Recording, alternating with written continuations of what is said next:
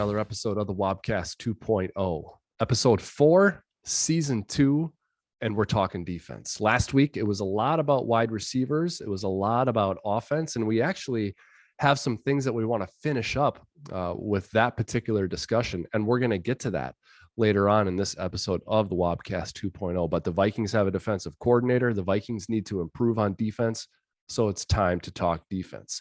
We're going to talk about the Super Bowl. We're going to talk about the Vikings wide receivers also on the show today. And to help me with it is the usual cast of characters. It's Gyles and Chase. Hey, fellas, how's it going? Hey, doing well. It's always a sombering moment post Super Bowl where football tends to kind of wind down. Yep. I'm a huge football fanatic, so I love it when football is going. So on the inverse of that, I don't love when Super Bowl stuff starts to wind down. So I'm excited for the offseason and to discuss what can be done for the Minnesota Vikings and getting them a little bit further to chasing a championship, but definitely disappointed that football's over. Yep, we are. I'm sure, Chase, you feel the same way. What was your Super Bowl activity, Chase? What'd you do? I stayed home and watched with Pops. So nice. It was pretty good, though. It was a fun Super Bowl, I thought. I thought it was entertaining, more than a couple other recent ones, for sure. I agree with that. And that is actually one of the things a note I had underneath the Super Bowl recap talking point. And we're going to get to that later on in the Wobcast. We're also going to get to finishing our discussion about Vikings wide receivers. If you remember last week, we dug into the Vikings wide receiver room, what worked, what didn't. And we took a look at some other teams' wide receiver rooms to see if there were stencils, so to speak, of how to make it work. And then we wound up settling on one path the Vikings could take to improve that room for 2023 with the ultimate goal of generating the number one offense in the NFL. So a big part of that path was a sensational move to trade for T. Higgins from the Bengals. So that was fun fodder. And we encourage you to go back and take a listen to that if you didn't get a chance to listen to it last week, because it'll be good context for you as you listen to us recap that and then finish that discussion later on in this episode of the Wobcast. So we'll continue that later. But first, we have a couple of items to get to, and we're going to start with defense. Guys, finally, after a couple of weeks of wondering who it would be, thinking it was going to be Brian Flores, but it never ended up being Brian Flores, the Vikings did land their man, Brian Flores, the people's choice, I believe, for their defensive coordinator. You know, you have an open position like that, and there are lots of candidates that come in to get interviewed or that are rumored. And that was certainly the case for the Vikings and their defensive coordinator position. But I do believe, Gyles, that Flores would have been the Vikings nation choice if they would have been allowed to vote on it. They weren't allowed to vote on it, but they still got the guy they wanted, Brian Flores. I believe that was probably the people's choice because he's a young, energetic guy. He's been a head coach before. I think, though, most importantly for Vikings fans looking for a change was Flores has the tag of being aggressive and semi-blitz happy, if you will. And I think that maybe might have been what drew people to Flores the most. Do you agree with that? I would agree with that. I think anytime someone gets aggressive, so to speak, people love that idea. Now, to also be specific, that's actually not the reason that I love him. Although I think that will benefit our team next year, and I think we're going to be able to achieve a lot more success. I don't look at that and say, well, because you blitz more, that's why I like you, because you can also get burned on those things easily as well. People don't often see the downside to being aggressive. The bigger piece that I like about him is he's actually a guy that's had success. He's not a guy that worked for a guy that had success. Sure. And I think that's maybe what they went to the table with Donatel. He was a guy that worked for Vic Fangio and had been in the room. And I think, I don't mean that as a total slam against Donatel, but I think this is a guy that has done it before. He was the guy, and he had some tremendous success in a lot of different places. A lot of people don't remember, but he was actually the play caller in one of the past Super Bowls where the New England Patriots basically shut out one of the highest performing offenses in the league. So Rams. He has some pretty strong defensive chops, and I'm really excited to see how he brings that into Minnesota. But secondly, and probably more importantly, he is a phenomenal teacher. And I think we'll start it more this offseason, and I think it'll continue on for quite a bit here in the near future in the next 2-3 off seasons. But we have a lot of young players, and I think we need someone like that in terms of a presence in the room that can help guide these players on both the macro level philosophies and the micro or minor level nuances to each position, and helping them really understand how to become a better player. So really excited for what he brings to the table. Yeah, I am too. And I didn't put a stake in the ground for Flores whatsoever. I don't know that he would have been my top choice, but I didn't think he was a poor choice. You know, I think there are pros and cons to it, just as there would be for any choice. You know, another thing I like though about Flores and the background, you're right, Gyles, that he's a guy who had success. He's not a guy who worked for a guy who had success. So I think that's a very good point, because that's what happens when you pluck certain coaches from certain coaching trees and they don't have success, and you wonder why. And it's like, well, what was his role with the coach who was having success? But if you look at Flores' background, it is with Belichick. And I think if you had to label Belichick as a 3-4 or a 4-3 guy, I think you would label him as a 3-4. But just simply labeling them and then walking away from it is not going to give you a real good picture of what they do. Belichick has a lot of even man front principles, and even some games where they would play even fronts. And so that is probably ingrained in Flores. And while I think predominantly the Vikings will be a 3-4 defense with Flores, I do think they'll have 4-3 principles. And I think they'll do things schematically that a 4-3 defense might major in. And at the end of the day, it's all about your matchups and who you're playing. It's not about what your scheme is and what you do. And I think Flores will bring that sort of flexibility and fluidity to the Vikings defense, on top of the other qualities and traits that he has that would make him a good coach that I mentioned before: young and energetic, head coaching experience, propensity for aggression, being a good teacher. I think all those things, are to his credit. Let's talk about, though, what is fair for an output here, because it's obviously an integrated sport game. It's a team game. I think most people, though, would say the Vikings offense pulled its weight for the most part last year, and the Vikings defense did not. And you are left then to wonder what would have happened if, instead of being the 30th or 32nd best defense, what if you were the 15th or the 20th? So let's talk about what's a fair expectation here. I think Flores comes in with high expectations. So I think the public will expect a significant jump. What exactly that means, I don't know. It can come in a lot of different shapes and sizes, but what's fair here? How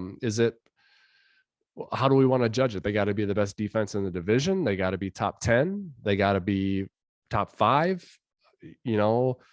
They're paired with a very high scoring offense that throws the ball around the yard and is going to probably put up 25 points a game. So on one hand, it's like, you don't need to be great. You just got to be good with an offense like that. On the other hand, I would say, if you're playing with an offense that good, you should be able to do some special things on defense. Last year's team did not. So what's fair to expect?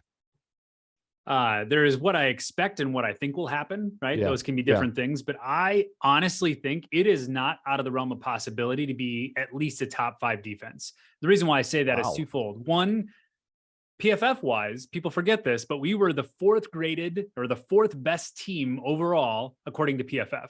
Now, to be explicitly clear, that is far more on the process side of the fence than it is on result. But it shows you we really had a lot of good components, a lot of good bolts in it.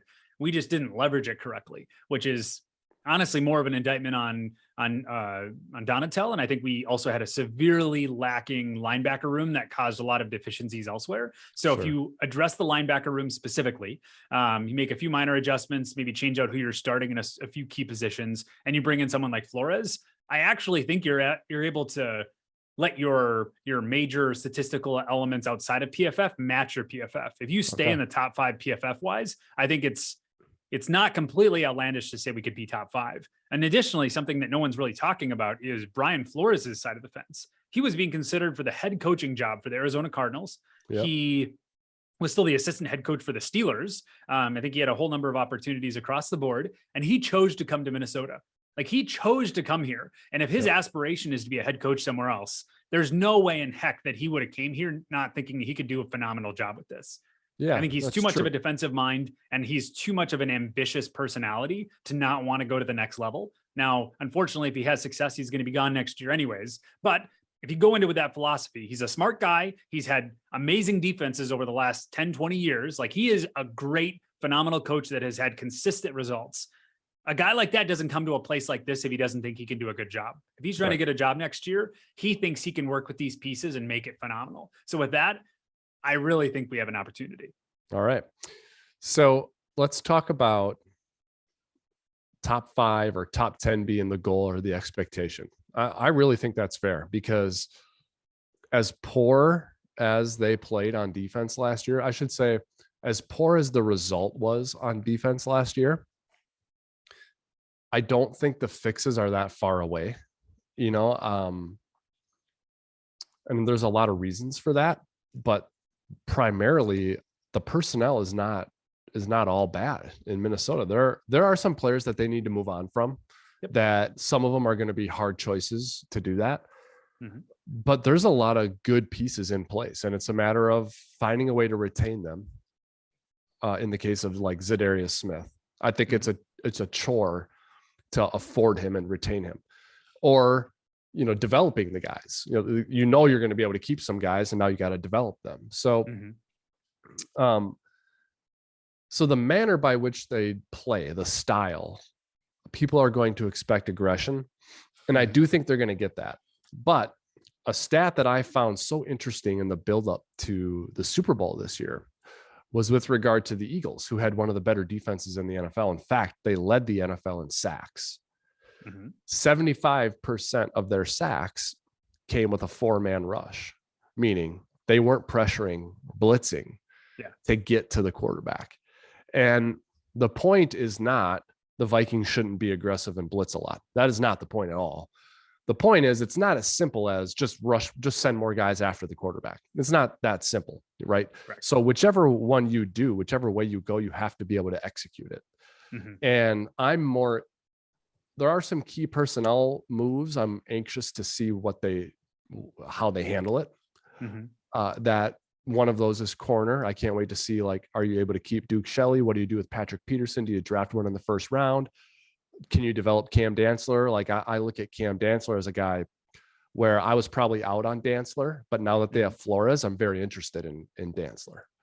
Because if anyone can fix him, it's him. Yeah, I mean, he's got that background at that position, and he's got a guy with a lot of talent who's maybe a bit of a head case. So I'm all about seeing what Dantzler has. Whereas if it would have been Donatel who stayed, or Mike Pettin who they hired, I would have been like, I'd probably shy away from Dantzler, right? Yeah, time to hit the reset button a few positions. Yeah, so there are some personnel things I'm excited to see how it unfolds, but I'm more interested in the scheme, the style, the chess of it. I'm more interested in the chess match than I am in, like, are they going to draft one, or who are they going to sign in free agency?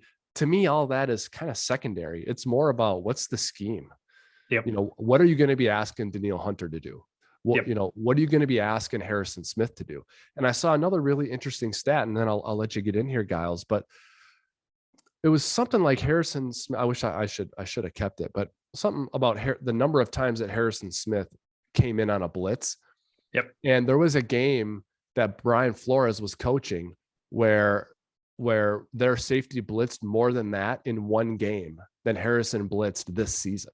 Yep. So I can't wait to see what the strategy is there. I know the exact stat you're referencing. I can't remember the exact number, but it's something very minuscule. It's like less than 10 the entire season. Yeah. Which, when you contrast that over the averages for his entire career, night and day. Like, we did not leverage Harrison Smith in the way that he is best leveraged, because he's a highly intelligent player. If you can let him decide pre-snap how he's going to go tackle things and give him that flexibility, that's where you're really leveraging the true strength of Harrison Smith. Yeah. So I'm really excited to see what Brian Flores does with him. I think it all but guarantees that Harrison Smith is still on the team. Now, I think cap hit wise, I think they were going to ask him to go take a pay cut anyways and keep him, because that's the most advantageous route for the Vikings. But I really think that will now be a strength under our defense, in contrast to where it was last season. The biggest position, though, is middle linebacker. And I'm really excited for Brian Asamoah, specifically under Brian Flores. I think the Bryans are going to pair up and do some phenomenal things, because I've said it before, I'll say it again. I mean, when we get to the back half of last year, we started to play a lot more man coverage, which is exactly what Brian Flores is bringing in. Now, someone like Duke Shelley, he's more of a dog mentality. He was physical enough to be able to keep up with that. He's not necessarily the size that you would want for a cornerback. He's very small. He's only like 5'10". So he's a small guy, specifically for cornerback, but plays aggressively and did really good considering his size. And I would say Patrick Peterson did above average at that, but he's getting slow because he's a little bit older. All that to say, our coverage did improve at the end of the season, and our defensive line was, I would say, similar to where it was before. It declined a little bit, and that was partially due to injury. But the point is, we were doing okay from the front, and then we were doing pretty good from the back. But the issue was we were doing horribly in the middle, where they were able to get these little chunk plays off before 2.5 seconds, and our defensive line didn't have time for plays to develop. So if you can fix the speed at the middle linebacker room, I really think that helps fix everything else, because we did improve in a lot of categories once we started playing man. I think that's probably why they're bringing in Brian Flores, because they said, well, we were leaning in a positive direction towards the end of the season here, maybe not necessarily the Giants game, but we were leaning in a good direction. Let's try to lean into that and go bring in someone that is specializing in this category. Yep. Totally agree with that. You know, the other thing too, that's gonna, as you were kind of talking about that, I got to thinking an advantage of, so you have a transition at defensive coordinator. Your options, your replacement is going to be one of two. It's going to be someone that you promote from within your organization, or it's going to be someone from outside. Unless that person from the outside is someone who was recently with you, left, and now has come back, unless that's the case, the advantage that the person from the outside will have, or one advantage that person will have, is not have a prejudice of opinion on a player, right? Because it's like, you know, we drafted player X 3 years ago, and my report on him was shining. He ended up not being very good, but like, I'm married to my opinion of him from the first, and I want to vindicate myself. So I might make a bad judgment on keeping him because of that prejudice. You know, Flores is not going to have that. I mean, he's going to come in here. He probably had a whole bunch of ideas. Like, that guy's got to go. Right. And no, like, we're good on him. We're good on him. And when you're coming from a position of weakness, which the Vikings defense is, I think that's a really healthy perspective to have. Right. And so it's almost like, I think that would be one of the biggest pros of Flores, is because they were so bad production wise, he comes in with a fresh set of eyes on the talent and isn't going to be afraid to lean toward getting rid of someone because he's got a relationship with them, or he drafted him, or he was responsible for developing him and he hasn't developed. So he's too prideful to admit that it was his fault. So he wants to keep him. You know what I mean? So, 100%. And I think that pairs very well with the comment that you made a little bit earlier in regards to how he performed in New England and what Bill Belichick's scheme requires. And I think a lot of people are going to look at Brian Flores and say, he's a 3-4 guy and he's aggressive. And that's what I'm going to whittle him down into in terms of this little box. He's going to be 3-4 and he's going to be aggressive. And now everything's going to be hunky dory. And although I do believe those two things to be true in a certain number of snaps, if you look back at the track record, whether it was in New England or in the Dolphins, he is someone that took the players that he specifically had and adapted his scheme to those players and achieved success that way, versus I have absolute philosophy-driven elements for how we want to play defense, and let's go find the rest of the guys. That can work. It just takes a multi-year process to be able to do that. And I see him far more as let's adapt our scheme to fit the players. And I'm really excited for what that does for our team, because it wasn't that way under Donatel. Yep. Let me ask you this then. You mentioned that you think that Flores, although he's going to come in with fresh ideas and there might be a big change in personnel, you mentioned that you believe the Flores addition means Harrison Smith stays, which I think you're right. I also believe that ideal state for the Vikings, both Zadarius Smith and Danielle Hunter are here. Do you agree? Okay. I agree. Even at their current cap hits, they're both criminally underpaid. They're both at like a $13 million cap hit, which I get that we're cap strapped. But if you were to look at that in a vacuum, those are very small cap hits for how great of edge players they are. Okay. Pay them. No questions asked. Let's say those three guys are in. I'll grant you've already said Asamoah over Kendricks. So there's probably a savings there. But if you're telling me that Harrison, Daniil, and Za'Darius are here, I am saying then there needs to be some bargains elsewhere, personnel wise. So tell us what you think some of those are. Who are those guys? Who are those guys in the building? Who are the Brian Asamoahs at other positions on the roster? Or is this a free agent thing? Is it going to be fresh blood? I think it's a little bit of both. I do think the entire conversation is predicated on what you do with Kirk Cousins long-term. And that is not even meant to be a shot at him. I know a lot of people like to speculate, oh, is Kirk going to be gone this season, off season? I don't actually care. I think the cap is so malleable that you can do basically whatever you want within reason. It's just a matter of, do you plan on moving off of him in a year, or do you plan on keeping with him for another 3 to 4 seasons? Because that tells you how much you can manipulate his cap hit for this year, which obviously buys you a little bit of flexibility. But I think outside of the Kirk Cousins conversation, I think specifically starting with Harrison Smith, I think he's in a position where you can pretty reasonably go to him and ask him to take a pay cut so you can generate some cap savings there.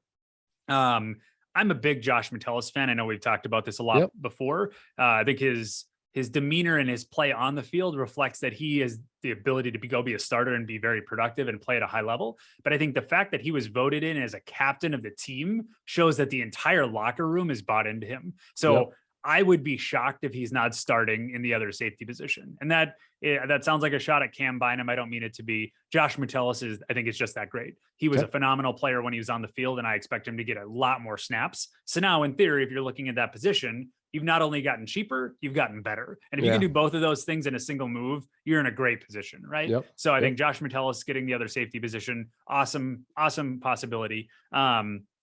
I'm hoping with Duke Shelley that you can re-sign him at the outside cornerback position. Not going to play him inside. I want him specifically to be an outside cornerback, but I'm hoping that you can leverage his size to say, we want you back. We love you. You've played phenomenally, but you're not going to go get starting caliber money elsewhere. You're going to go get paid, but you're not going to get starting caliber money elsewhere. Stay with us and we'll try to get you max dollars, considering that you already know our room and you're respected and blah, blah, blah, blah. Because I do think he would get paid. I think they would have to negotiate that in. But if you could get him at a mid-tier starting pay, I think you do it. Although there could be some regression, I don't necessarily see that happening. So if you can get Duke Shelley, then let's do that. Now, obviously, the entire team and your cap scenario is malleable. Where if you make one move, that's going to have an impact on the rest of the team. But I think there's a strong likelihood that they draft a corner in the first round. Now, obviously, if you trade for T. Higgins, you have to reformulate your entire offseason strategy. But I think in a vacuum, I do think that they take a cornerback, unless you make a gun at an established younger cornerback, and like someone like Xavier Howard comes to mind. Where do you try to make a run at that, right? He obviously knows him. He helped develop him. Heck, do you try to make a run at that, right? Knowing that we want to shore up our defense, and the best way to show off Daniil Hunter and Za'Darius Smith is to have a secondary and a middle linebacker room that allows plays to last longer than 2.5 seconds. Yes. Even if you're not great, you just need to keep it longer than 2.5 seconds, and both of those guys are going to be to the quarterback. So true. I mean, pass coverage is a mix of coverage and rush. I mean, it is. And you can have Lawrence Taylor rushing, but if no one can cover, the quarterback can get the ball out. You can have Deion Sanders covering, but if no one can get to the quarterback, I mean, someone's going to get open eventually, right? So, you need to have both. But going back to your original conversation, I do think I might be extending Daniil Hunter because I think he is criminally underpaid and he's on the last year of his deal. So even if you want to trade him next offseason, extend him now. So then you keep him happy. You lower the cap hit for this year. Interesting. Yeah. You could even make the argument to do a low key extension of Za'Darius Smith, extend that cap hit out. Because then you also have him under contract, and you could trade both of them if you wanted to next offseason, if you wanted to hit more of a reset button. But if you're trying to go all in, so to speak, for 2023 without selling the farm away, down the road. I think you try to extend both of them in some way, shape, or form. I would give Danielle Hunter a lot longer extension than I would Za'Darius, but use that to get some flexibility. If you can bring back Dalvin Tomlinson, I think that's another big addition because he was a good player internally. Now, if he's going to get top money, which he might, I would consider switching away from Dalvin Tomlinson and going to Hargrave from the Eagles. He had a phenomenal season, and he even had a more phenomenal Super Bowl. If you watched him, he was a game wrecker, where if you're going to get similar cap hits against the both of them, I would consider bringing in Hargrave. But if you can bring in one of those guys, I think you can piece the rest of the defensive line together. Where I think Kyrie's Tonga is another one that he's already under contract. So let's run it back with him. I really think give him another year in our system, and I think we're going to get even better results. But I think with that, if you run the numbers, I think you can fit all that under the cap. Obviously, there's a lot of ifs, but yeah, I'm looking at it right now. I'm looking at the secondary and the corners. You mentioned first round pick being a corner. Let's say it's not though, for whatever reason. They don't like who's there. Everyone they liked was taken. Whatever. I wonder with the background that Flores has and the confidence that he would have in his ability to develop guys, if he would be like, no, we're good with Shelley, Booth, Evans, Boyd, and a third round pick, probably, I wonder if he would say, no, we're good. And then you go down the route of what we saw in the Super Bowl with the Eagles and the Chiefs, where it's just a bunch of bullies on both sides of the ball. Go bulk up. Yep. And then we're going to pour our resources into that, drafting and free agent signing. Bring back Dalvin Tomlinson and get Hargrave. Yeah. So, I mean, something like that, Honestly, I like you're thinking there. Because when you get aggressive, if you can get cheap and young, and not be a train wreck, I think that could be a really interesting element where if they can just keep up for 2.5 seconds, if you keep Danielle Hunter and Za'Darius Smith and you have some premier interior rushers, I think you might be onto something there. Commit to having one of the best defensive lines in football, and then know that let's not be a train wreck in the secondary, but if they can at least keep up for 2.5 seconds, there won't be any other route but for us to sack them or for them to throw the ball away. Exactly right. And that's where I was going is, we're talking about Za'Darius Smith and Danielle Hunter, one might have to go or you got to extend them. And it's like, I think we get taught over and over again, but it's easy to forget. You need to be a bully in the trenches. You do. It wasn't just this year that was unveiled. I mean, that's usually the case. We just forget about it because it's a little bit sexier to talk about corners and receivers. Right. So you always, and so it's like if you have that mindset, having both Hunter and Smith is a good start, as opposed to if you're talking about trading one of them or not being able to keep one of them, it's like, oh, that's a setback there. So.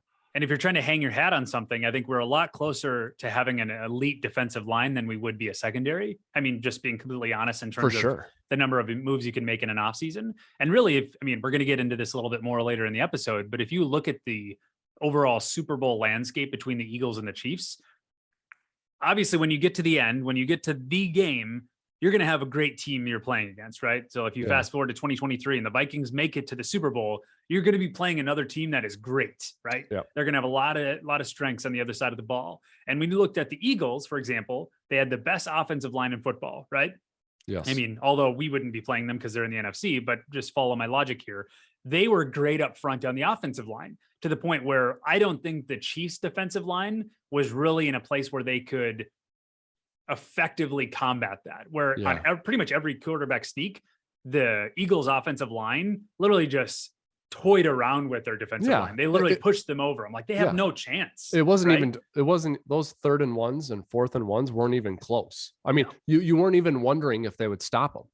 Correct. I wasn't. I mean, no, exactly. So if you're trying to really build a formula for winning a Super Bowl, I think you're right. I think you have to beef up on the interior. And once again, it's a lot easier to try to maintain or to achieve an elite defensive line with us than it is to achieve an elite secondary. If you're going to hang your hat on something, just get someone that's not a train wreck in the secondary, someone that can hang for 2.5 seconds, If you play aggressively, I think that'll account for at least a second and a half, maybe. So then you just need players that are good enough to hang that last second, or a half a second. And then if you can really do that, I think you can maybe get to, a top 5 or above in sacks, pressures, and above. Yep. Okay. Last thing here for me is the going back to the topic of, what is the name of the game? What's the scheme? I mentioned I'm more interested in that stylistic answer than I am in some of the personnel answers. Both are interesting, but I guess it's because we've talked about the personnel side of this so much that we kind of have a beat on what the options are. I really want to know what the scheme and style is going to be. And as simple as, does Daniil have his hand in the dirt, or is he standing up? And are you going to be asking Smith and Hunter to cover as outside linebackers, or are they primary rush guys? Are you going to do something in the exotic way that we saw, the 3-4 version of an exotic look, similar to what Mike Zimmer would do in a 4-3, where he would have 2 linebackers in the A gap and Harrison Smith on the line of scrimmage outside of an end. Like what I want to know what that is, what that looks like, for Brian Flores. And I'm not trying to put you on the spot, Gyles, to have an answer to that. I'm just saying, and I won't get a look at that until preseason, because I'm not going to be at the offseason program and OTA. I'm not going to see that. I would see that, but we're not going to see that until August. And I'm very curious to know what that looks like, And I'm very clearly not as intelligent as Brian Flores. Otherwise, I'd be in a different line of work. But if you're analyzing the past season, if you're Brian Flores and trying to understand what worked and what didn't, and what do we need to change, I think one of them is Daniil Hunter and Za'Darius Smith dropping back into coverage too much. Which obviously that's the principle of the original 3-4 defense that we were tackling, right? But with those players, specifically Daniil Hunter, I think that was part of the reason that you had such a problem in the middle of the field, is because some snaps you had Daniil Hunter out there. Like, he is a phenomenal player in a lot of categories, but running to the ball is not one of them in that capacity. You want a fast middle linebacker to that effect, right? And I think I really expect him to come to the same conclusion. Which means I expect him to have his hand in the dirt the majority of the time. But maybe we'll see something different, but that's my assumption here. But that's what's really exciting about this offseason, is that we get to speculate and then see if it comes true come season time. Yep, that's right.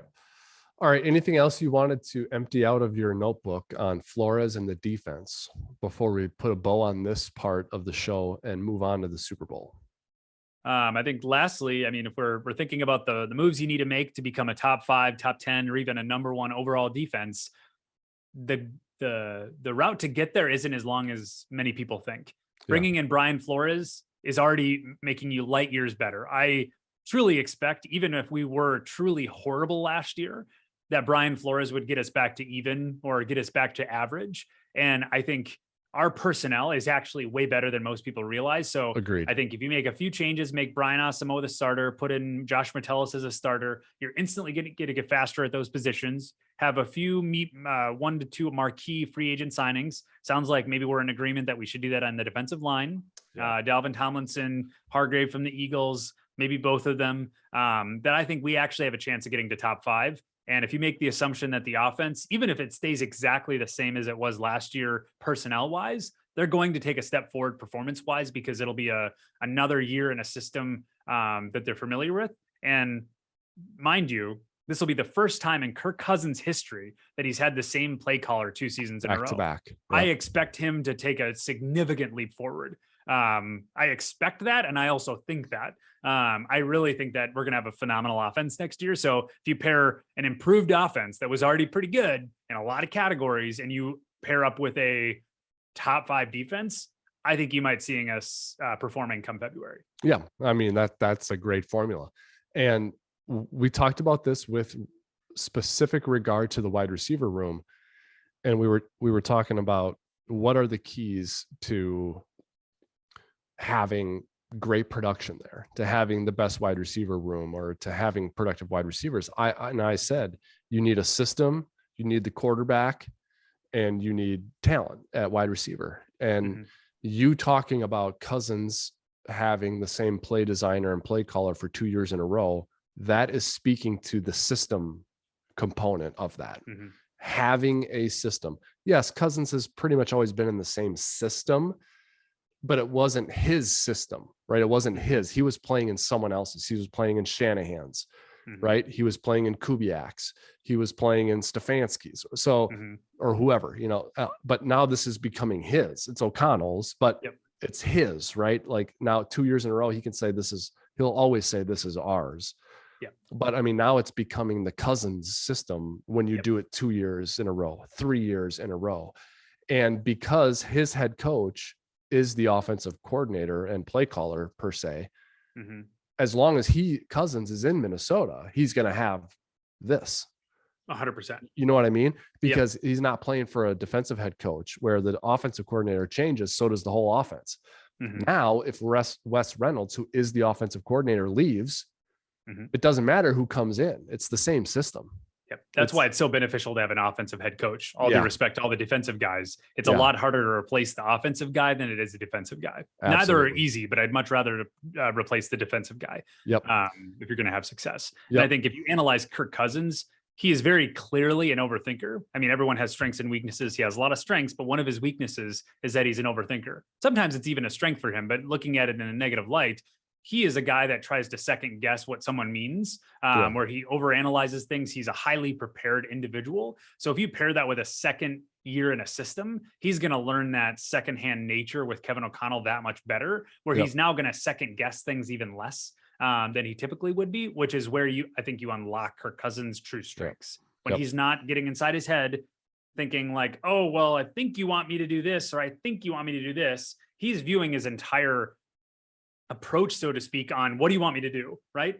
Some people look at that as a negative. I actually looked at it as a positive. He's a Navy SEAL and he'll go do what you ask.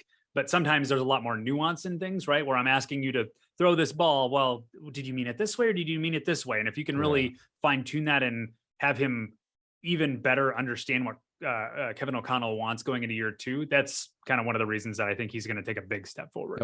Yep. All right.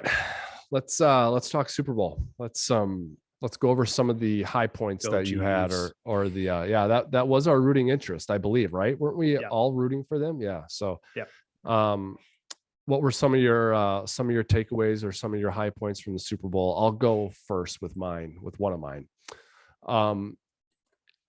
I thought, I don't know that you can realistically give the MVP to someone on the losing team, but I think this is as close as I've ever been to like having that opinion. I mean, Jalen Hurts was remarkable. He had second round pick, just phenomenal. Yep. I mean, he had an answer for everything. He threw for over 300 yards. You know, he had a bunch of rushing yards in the first half. The quarterback sneaks. I just was a wow performance for me. And although I was not rooting for the Eagles, I find it very easy to root for Jalen Hurts. Agreed. He has an amazing story behind him. And I forget the exact stat, but I believe teams that score more than 35 points in a Super Bowl are something like 39-1 or something. Yeah. And the one came this past week. Oh my gosh. It was the first time someone had lost having scored 35 points. Like there's not much he could have done better. Now, if we're being overly critical, the fumble early in the game, I think lost in the game. If you're trying to really pare it down. But I mean, mistakes happen. It happens. And they were very close to winning, but they couldn't quite squeak it out. Yep. Incredible. I thought his performance was very fun to watch. And in many ways, from a numbers standpoint, certainly he outperformed Mahomes. I mean, Mahomes had like 180 passing yards, you know, so, but not taking anything away from Mahomes, who gutted it out with a bad ankle and won the game. So anyway, that was one of mine, you know, a wow performance from Jalen Hurts. How about you guys? I think it's a true example of where the league has been heading and is continuing to head, in the fact that it's a high scoring league. You need to prepare both your offense and your defense for those types of formulas. Now, if you can stop other teams from scoring, great. But I think it's it's trying to prevent the other team from scoring 40 versus trying to prevent the other team from scoring 10 or 20, right? I think whenever you're playing high performing teams at the Super Bowl, they're going to score points on you. They're going to perform. It's just a matter of holding them somewhat at bay and using your defense as a chess piece to try to out scheme the other team. And your offense needs to put a ton of points on the board. I think you need to be able to put the pedal on the metal and have enough offensive capabilities to be able to score on demand. And I think the Chiefs are obviously an amazing example of that. Now, obviously we reviewed their wide receiver room. I think that's giving credit so much more to Mahomes, that he's able to leverage the suboptimal assets that he has. Obviously he has Kelsey, but other than that, like, there's some deficiencies on that side, and he's just that much better to be able to rise above. But when you think about the different ways to achieve offensive success, I think it puts the priority on making sure that you have that going into the season. If you truly try to win a Super Bowl, if that is part of the goal here, you need to try to build a formula around the existing pieces you have to maximize offense and try to maintain on defense. So that's where, like, although we do need to shore up our defense, we do need to make sure that we do not decline in any way on the offensive side of the ball. If our center goes away, we better make darn sure that we find a good replacement. Now, I'm obviously of the opinion that we should go find John Michael Schmitz from the Gophers. Let's shore up the interior for good. But I think it really emphasizes the league is scoring a lot of points, period. But also when you look at the Philadelphia Eagles, although they did not win, they are built in a lot of different ways. But one of their biggest strengths is their offensive line. They are able to do so much because of that. And because they're able to do so much, it makes them unpredictable, which then in addition makes them that much more productive. Agreed. Yep. Agreed. All right, Chase, how about you? Yeah. I agree with the Jalen Hurts, everything you said about Jalen. I thought he played phenomenally. But the other guy that I really want to touch on is Devontae Smith.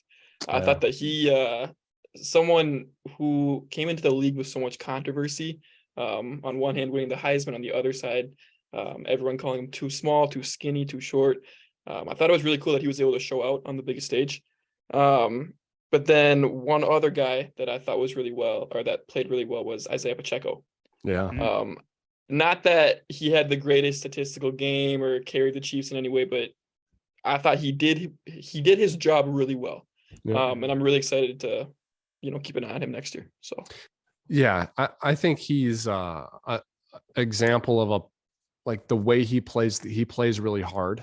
And it's almost like he may not time as fast in a agility drill or a speed drill as someone, but the style, the manner in which he runs, I mean, he's hard to tackle. He's really fun to watch, and he's an example of just Andy Reid trading away Tyreek Hill and going with Juju Smith-Schuster and Sky Moore and getting Kadarius Toney and making it work with Pacheco. Like Jerick McKinnon.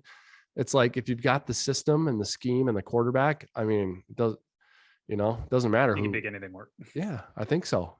So yeah. How about the holding penalty? What'd you guys think of that? I don't know. I'm usually of the opinion that you should just let him play. It's the biggest game of the year. Just let the guys go after it.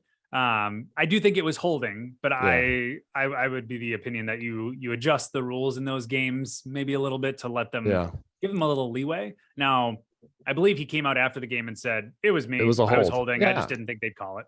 Well, it was a hold. I think it stopped a touchdown. I agree. I mean, I don't know that because I can't see, we don't know what would have happened, but I mean, it wasn't an errantly thrown pass. The pass landed in the end zone. So I think it's fair to say, like, that's one of those deals where I don't think Bradbury knew he was beat. And so he overtly tripped the receiver. That is not what happened. But if that does happen to you, like, you're totally beat, and if you don't throw your leg out and trip him, it's a touchdown. You should throw your leg out and trip him. I mean, 15-yard penalty is a lot better than touchdown. Exactly. So I think what Bradbury did was a penalty, but I also think it stopped a touchdown and was in a vacuum was worth the infraction. In that situation, it lost the game because the Chiefs were able to just run the clock out and kick a field goal. So I don't know. I mean, it was a penalty. The ref saw a penalty and called it. I don't have a huge problem the flag there. I'd love it if it wouldn't have been thrown, but if it wasn't thrown and then the Chiefs kick a field goal and then the Eagles win the game, I mean, the Chiefs would have a fair complaint that wasn't called. Like that was a penalty, so. Yep. Definitely a game effector. That's for sure. Yeah. Chiefs offensive line, I thought played incredible. I mean, Mahomes was not sacked. You're absolutely correct. Yeah, no, honestly, their biggest weakness was at right tackle. And I think he was able to perform okay. Considering that the Eagles do have a pretty good defensive line. I think they were number 2 in sacks. Now, I believe, or I'm sorry, it was the other way around. The Chiefs were number 2 in sacks. The Eagles were number 1 in sacks by a wide margin. By like 12 sacks actually. So I think that's definitely a praise to the offensive line for the Chiefs. 100%. A couple more here. The field conditions were terrible. The guys were slipping all over the place. I thought that was too bad. They spent like $1 million on that field, from what I understood. It's just sad. From what I understand, and I could totally be wrong about this, but reading between the lines, listening to some comments from people talking on TV, I think they did something. So whenever you hear like they painted the grass, you're thinking like the logos and the end zones. But I thought I heard someone mentioning like they used a substance to make the grass look greener. I heard that as well. Yeah. So awful outcome. If that's what led it to being more slippery. Ugh. Yeah. I mean, clearly almost every player had 2 to 3 different cleats by the end of the game that they had used. Yeah. I mean, I'll take brown grass and good footing in the Super Bowl over green grass and poor footing. I really would. I mean, yep. And then my last note here is actually 2 notes, but they're really the same. The Eagles lose both of their coordinators to head coaching jobs, and the Chiefs probably will lose Eric Bieniemy, I think, to the Commanders as offensive coordinator, which it appears as if that's a lateral move, but it's really a little bit of a jump up because Ron Rivera is the head coach for the Commanders and he's a defensive guy. So Bieniemy will be the play designer, he'll call all the shots on offense. He'll be the opposite of what the Vikings would have here with O'Connell as the offensive coordinator and head coach and Flores running the defense. So interesting that the Super Bowl teams will lose a combined 3 coordinators, which often happens to the teams playing in the Super Bowl. I mean, there's a reason that the Super Bowl teams or the teams that go to the final game oftentimes have a regression the following year where they take a step back. And sometimes that's because of salary cap and they have to lose some players, but it's also because of coaching. Because if you went to the Super Bowl, and especially if you won, everyone's going to want your guys. Yep, that's right. All right, let's close the show by closing, for now, our discussion on the wide receivers, guys. And we'll pick up kind of where we left off last week. We cleared the way for a pretty sensational move for the Vikings to acquire T. Higgins in a trade. And the line of thinking there was, when you're constructing your wide receiver room, how did you get there? And we talked about the Bengals, who really got there in a grassroots fashion, drafting all 3 of their top 3 receivers. Then we talked about teams like the Dolphins and the Eagles, both of whom, yes, did draft good receivers. The Dolphins, Jalen Waddle, as an example, the Eagles, Devonta Smith, as an example, but they also both went the unnatural route of acquiring one. The Dolphins acquiring Tyreek Hill in a trade, the Eagles acquiring A.J. Brown in a trade. And then the third approach was sort of like, it doesn't matter who you got because you got Rodgers or you got Mahomes or whoever, right? So it's like you can throw whoever you want out there. So, and we're talking about, if the Vikings go the way the Eagles and Dolphins went, here's one thing they could do. You already drafted a great one in Jefferson, go acquire one in a trade and get T. Higgins, right? So that's sort of what we talked about last week. Let's sort of put a bow on this, because we believe, speaking for us guys, we believe that if the Vikings do not get substantially better production from wide receivers not named Justin Jefferson, the team as a whole will regress, because scoring points, offense, QB wide receiver is what this team hangs its hat on. So that better be a high rung up on the coat hanger, right? And so how do we make sure that rung is as high as it can get? And that's sort of where I'll stop recapping it. I see a lot of mock drafts giving the Vikings Jordan Addison. So would a first round wide receiver be acceptable to you guys? Or are you more of the, let's do what the Dolphins did and the Eagles did and go get one via trade or free agency? Obviously there's different ways to crack the egg. And let's say that you make subsequent moves on the other parts of the team that allows you to not, or prevents you from not getting T. Higgins. And you say, we have to go improve via the draft. Honestly, there's 5 names in my opinion that I would try to go after. Okay. Although Jordan Addison is definitely on that list. I would actually say he's maybe third on my list in terms of who I would pick if I have my pick of the litter. Are you ready to unveil the others? Let's do it. Honestly. Okay, go. Well, I'm going to start at number 5 and we'll work our way up. Okay. So I'm going to start with a guy from North Carolina. He's 5'10", 175 pounds. Feel like I'm announcing for the WWE here. But he's from North Carolina and his name is Josh Downs. And honestly, he's a slot receiver. He's very shifty, has good hands. I truly think he'd be a great wide receiver 3 and someone that can live on the inside of the field. So like if I'm really ranking, what do I want to go fill? Josh Downs is not at the top of my list, but he would be a phenomenal slot receiver. I think, he came from North Carolina, didn't necessarily play great against competition, but I think he'd be a good top tier receiver if you can't get anyone else. So that'd be the bottom of my list. The next would be Jackson Smith. And I always mispronounce this, but Njigma from Ohio State. 6'1", 200 pounds. A lot of people compare him to Chris Olave or to Garrett Wilson. He is coming off an injury, so you have to keep that in mind, but that doesn't necessarily concern me. But honestly, I'm really excited to see what he can do in the NFL. I think he'd be a great element. He was 20th on PFF's top 100 prospect list. So he'll be right there around where you're picking. So if you're looking for a good wide receiver, he'd definitely be one of them. The next, and this is where I go back and forth, I think it is Jordan Addison from USC, 6 foot tall, 175 pounds. A lot of people compare him to Devonta Smith. So if you watch the Super Bowl and you were trying to replicate that, definitely go after Jordan Addison. He is actually 23rd on the PFF top 100 list. So he's exactly projected to be where we would be drafting at. So an interesting element to try to go after. He had a very productive college career. Has an awesome wide receiver name on top of it. Jordan Addison just sounds like a wide receiver name. It does. Yes, it does. Obviously that goes to the top of your list of criteria when you're drafting is their name, right? But ultimately Jordan Addison would be on the list. The next, I think I'm going to say Quentin Nelson from TCU. He's a 6'4", 215-pound receiver. He's a big dude. I would say he is essentially a slower DK Metcalf. He's a true out wide receiver. He excels in run blocking. Contested catches is right where he's at.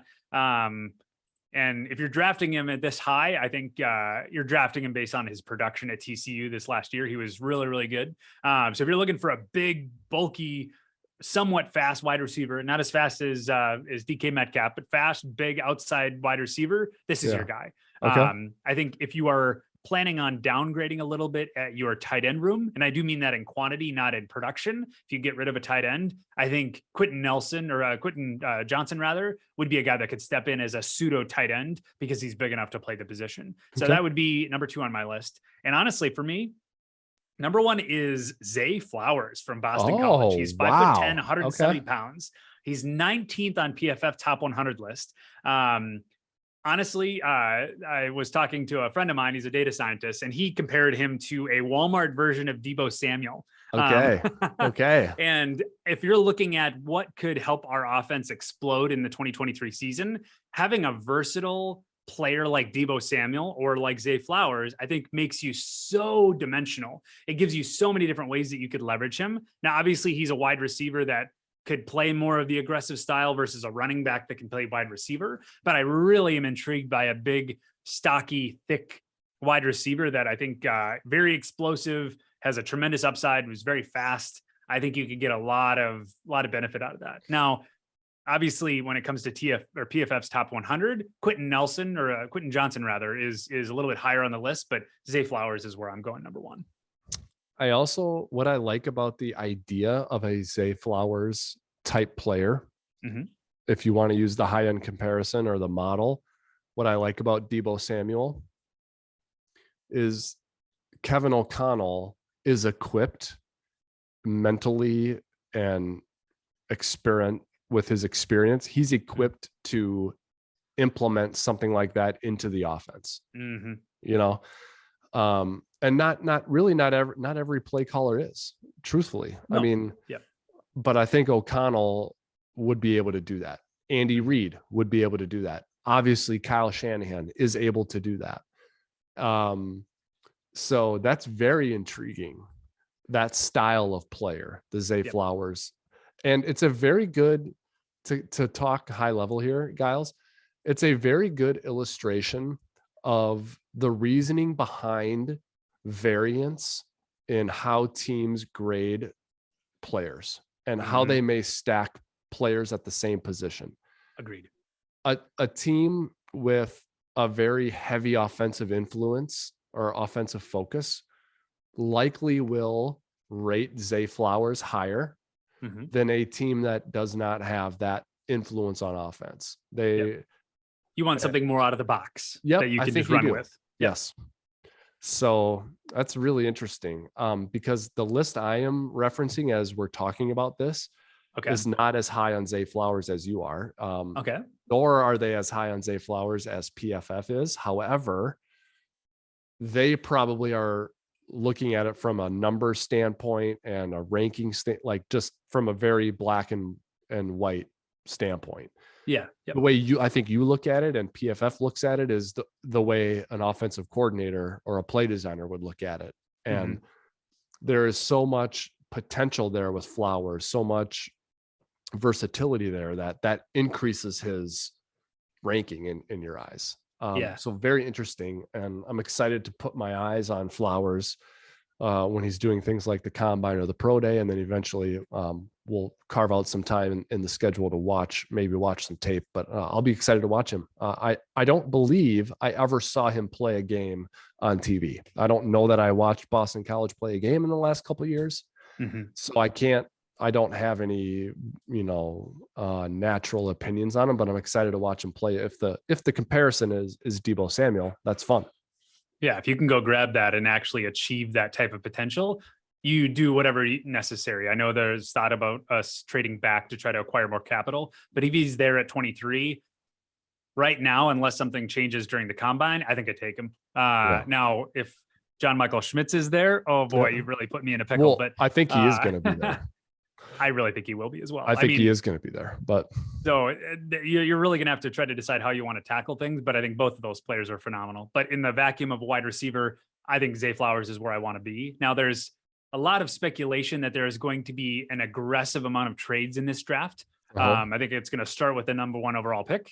To be honest, I think the Bears are going to trade out of that. I think that's getting moved. Yeah, I do think so. Now, they don't need a quarterback. I might be proven wrong, but I really think that's going to have a ripple effect across all the rest of the league, where people are going to realize, oh, my drafting strategy is now out the window because I was expecting them to go first and take this player, and second was going to take this player. So you're going to see people that are going to be trading up to then get above where they thought they could get a player that they really want or need, and that's going to send a ripple effect throughout the entire first round. So all that to say, in that amount of shuffle, there's a chance that some of these good wide receivers get pushed down the draft board because quarterbacks are going to go early. There's going to be run at certain positions that I think wide receivers specifically as a position for this draft will downgrade a little bit towards the end of the first round. Interesting.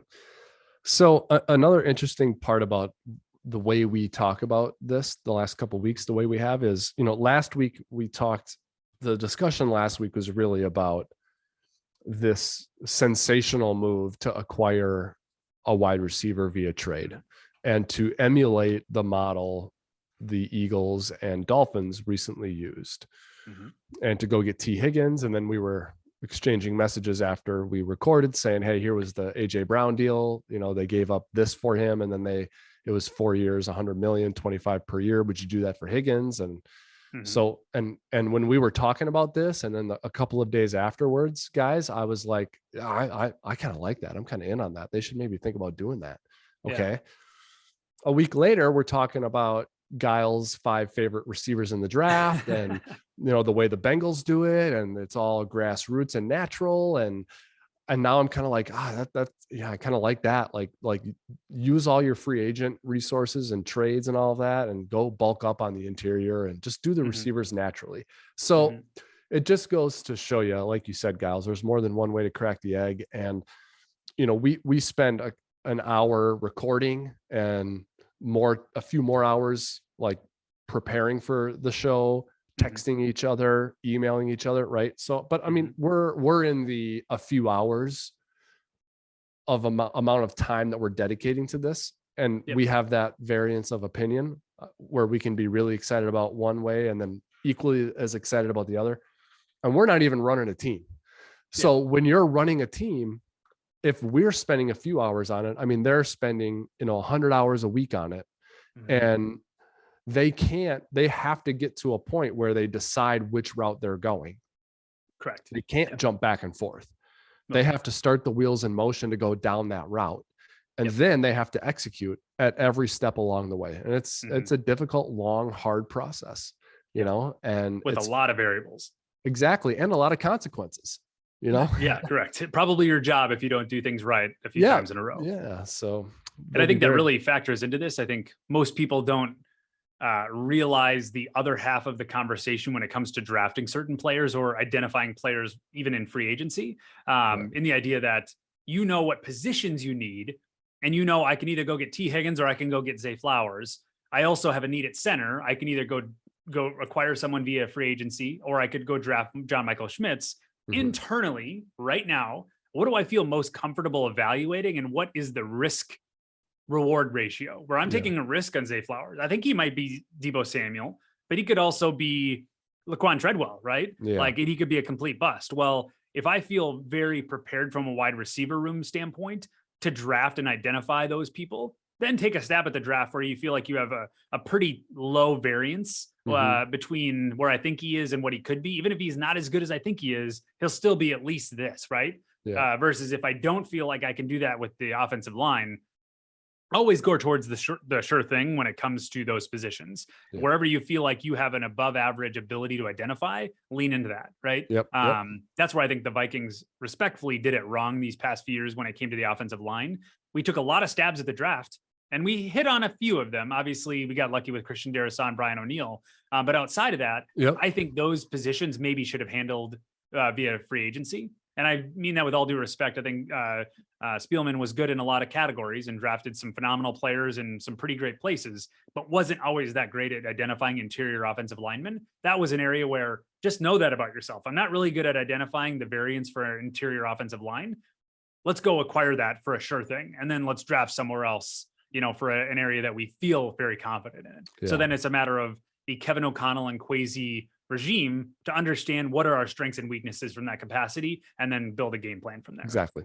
Hey, another thing I thought of too is the presence of TJ Hawkinson in this whole thing.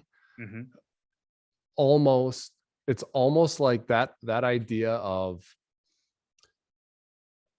go out and sensationally acquire a WR2 like T. Higgins or, obviously AJ Brown for the Eagles is their number one, and Tyreek Hill for the Dolphins is their number one, but go out and get a second guy in a sensational way. They kind of already did that with Hawkinson in a way. That's fair. Because if you want to count Hawkinson as your 2, and then KJ Osborne and Zay Flowers and Jalen Naylor combining as your 3, that's kind of as strong as a really big 1 and 2 and kind of a no one at 3. So just something to think about there, because I think you are better as an offense if Hawkinson is getting a bunch of targets. Like I absolutely, he's not just like your run of the mill tight end. No, like he's give him a full off season. I'm expecting him to be a top 5 tight end. In pretty much every statistical category. Yeah. And I don't want to go too far on this and call him a special player, but like Hawkinson was a great fit here. I mean, they had a vision for what they wanted out of that position. They went and traded for it and got it. And so when we're talking about building the wide receiver room, let's really think of it more as we're building the pass catcher room, and include Hockenson in the inventory of what is already on hand. And maybe that dissuades you from, oh, let's go all in on T. Higgins, and do it more naturally via the draft, which allows you to save capital, draft capital, and cap room to go and address other areas like Javon Hargrave or whoever Brian Flores wants to get, James Bradbury, right? So whoever. So one thing to remember is Hockenson is in tow. Yep. I think that is a very fair point. And heck, I mean, even with retaining the wide receiver coach, who is probably one of the best, if not the best wide receiver coaches in the NFL, I think you could potentially try to maintain your first draft pick, spend it on John Michael Schmitz, specifically. There's a few different ways to acquire additional picks for this draft. Even if you don't, using your second round pick to try to go after a wide receiver, if you feel like now with our wide receiver room and our coaching, we think we can even take a day 2 pick and make it a phenomenal thing. I wouldn't be against hearing that if we can actually be productive, but it's really about your ability to predict it, because I mean, this is just a 1-year sample size, so take it for what it's worth, but we drafted Jalen Naylor and he did very, very well considering the limited snaps we gave him. And we got him in the 6th round. If they can do that with the 6th round, imagine what they could potentially do with the 2nd, both in identifying, hey, here's where you're currently at, and this is what we can do with you. So if you're really thinking about the most efficient use of spend across the team and more specifically in the offense, I wouldn't be against taking that strength and exercising it in the 2nd round and leaving the 1st round for either cornerback or the center. Sure. I'm with you on that. Totally agree. All right. Anything else to get to here for wide receivers before we wrap it up? No, it's going to be a fun draft. It will be. And we got a lot to get to before the draft, including combine, which is coming up before you know it. Actually, the Super Bowl gets pushed back, it seems, all the time, and it just brings it closer to the combine. So that's sort of the next tentpole event on the NFL calendar is the combine. But we got a couple of weeks before that. So we'll be able to preview the combine in upcoming episodes and continue to take a closer look position by position at the Vikings roster. And that is what we will do next week on the Wobcast 2.0 is we will select another position to drill down on. We'll go through what worked, what didn't, where it needs to get better, who's set to return, who will no longer be with us, and who we think the Vikings could go out and get via the draft, trade, and or free agency. But for today, that's going to do it. This episode of the Wobcast 2.0 is over. Thank you for listening. And remember, you can go find all of our former episodes and future episodes wherever you find all of your favorite podcasts: Google Play, Apple Podcasts, Spotify, and YouTube, among others. You can also find us on Twitter at Wobby. We would love for you to engage with us there. Let us know what you think, what you want to hear about, any ideas for the show or opinions you have on the team. Let us know. Join the conversation. On behalf of Gyles and Chase, this is Wobby signing off for now. We'll talk to you next week. Skol Vikings.